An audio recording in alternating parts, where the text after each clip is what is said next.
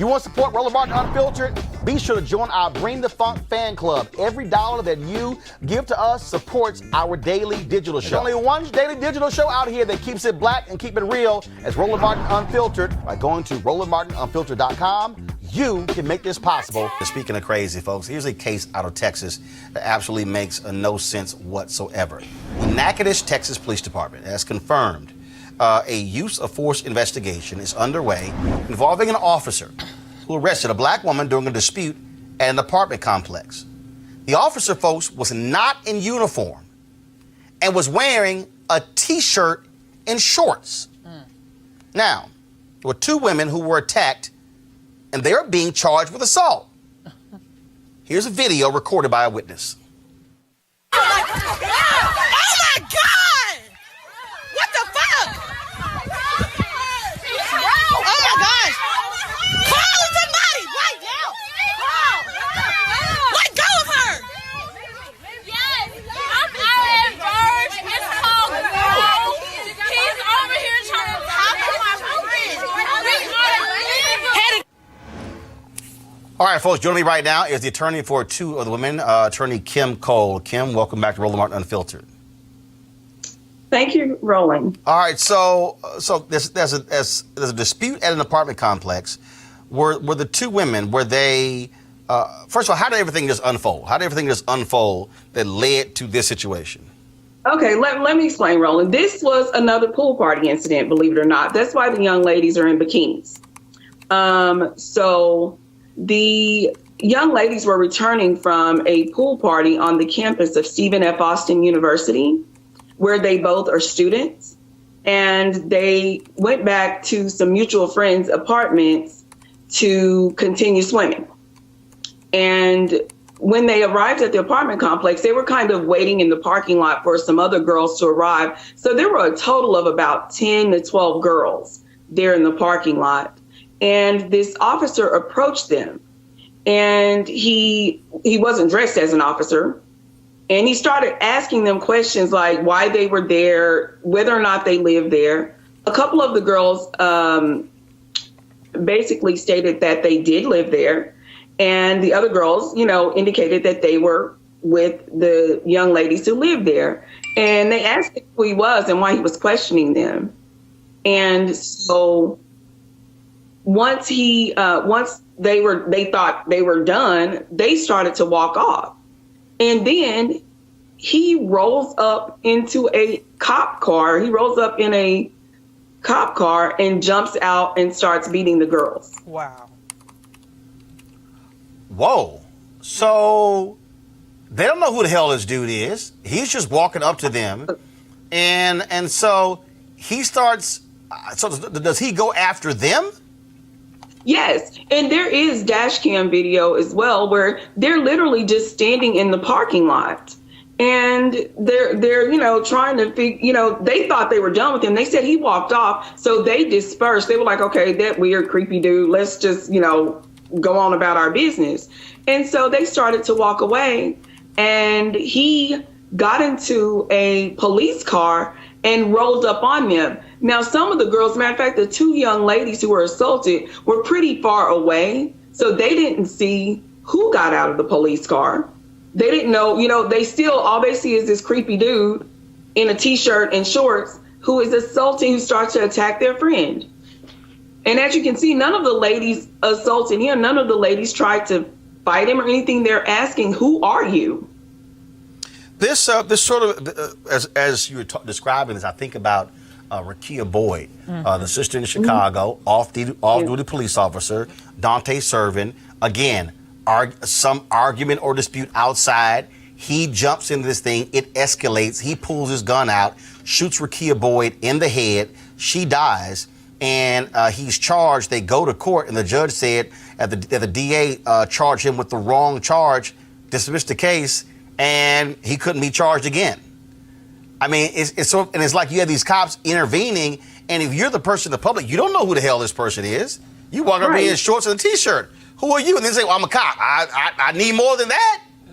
Right. He never displayed a badge to these young ladies. He introduced himself as apartment security because he is he was a resident there at that apartment complex, and he was a security personnel for the apartment. How did they get charged, though? And they got charged for attacking him? Yes. That makes no sense. And the DA will not drop the charges. In fact, we just went down there. They had their biggest economic event of the year, which is the Blueberry Festival, on Saturday, a couple of days ago. And my church, Pastor Freddie Haynes, and I and a busload of folk went down there to turn their Blueberry Festival black. Thank you. And they advised the girls that us protesting would make matters worse for them. Wow. All right. What's next? I told them we'll be back. Oh, yeah, absolutely. Absolutely. Absolutely. What's next? What's next? So we are I'm going back down there Wednesday to meet with another group who are interested in forming a police oversight board. I was a part of that effort here in Dallas, and so I'm going to meet with them. Hopefully we can meet with the DA and get the DA to, listen to reason and drop these charges. This is absolutely ridiculous. Nacogdoches is known for being racist, and they're known for being discriminatory toward minorities there. And so hopefully we can get them to listen to reason and drop these charges. All right, then. Kim Cole, we shall appreciate it. Thank you so very much. Thank you, Roland. All right, then. And shout out to Reverend Dr. Freddie Haynes. He was tweeting about this. I told him we were going to do this story on Monday, so I appreciate my frat brother letting us know. I mean, this is the thing that, again, Teresa, if you're black, dude, I don't know who the hell you are. Right. So this notion that this is where whiteness comes in. Absolutely. Where white folks believe they can walk up to anybody and begin to ask questions. George Zimmerman. Right. Yeah. See, that's the thing I need people to understand. Just like it was in the Pennsylvania. Remember the brother? Do y'all belong here? I need to see your key fob, your ID. Yeah. Mm-hmm. It's like, I'm sorry, you ain't pool security, right? And they call the cops. It's the same thing. So this notion that you just have the right to just ask us at any time, show ID, and then we just got to give it to you. Because is there in some? I'm not gonna say everybody, but in some white people's mindset, privilege is at the utmost of importance of who they are. Like, it's interesting because we just saw the last story with the Montgomery County councilman, where he didn't have his badge, he was in plain clothes, and until the officer actually checked his registration, his license, it proved of who he was. But I wonder how the conversation would have went if he already had his lapel pin, right? Or if he had something on his car. Right, but with us. But with us, absolutely. We got to be dressed up. We got to look the part, and it's so aggravating because you just don't know, and I've been through it.